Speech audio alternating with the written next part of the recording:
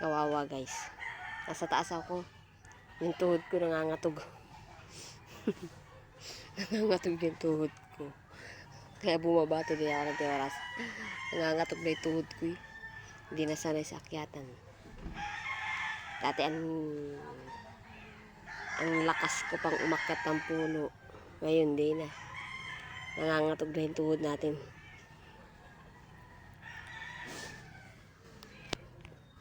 Trip lang. Walang waga. Trip lang.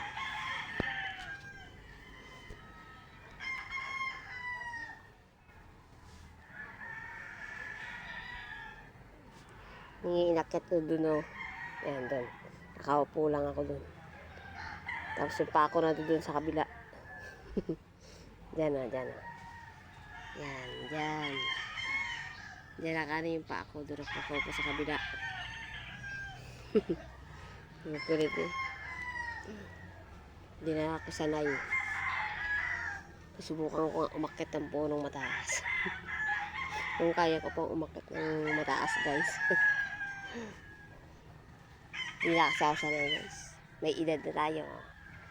Dati marakas pa akong umakyat ng puno. Nakipagkarerahan pa ako sa puno. Ngayon hindi na. Hindi na kaya ng katawan ko.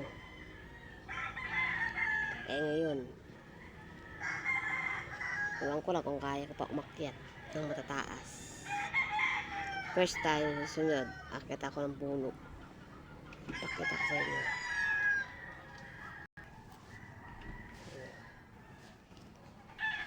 Yan guys. Next, susunod.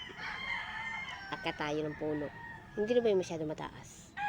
Yung medyo lang. Yung mataas pa konti dyan.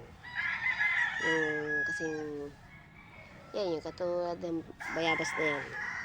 Yan. Mataas parang konti dyan.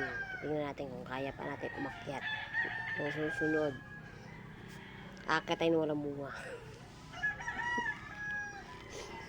Kahit walang bunga, akyatin natin yun.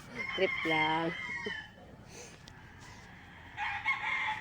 Ayan guys, hanggang dito na lang. Thank you very much sa inyong lahat. Pakipalo na lang po ang itong page ko. Thank you very much po and God bless. Bye.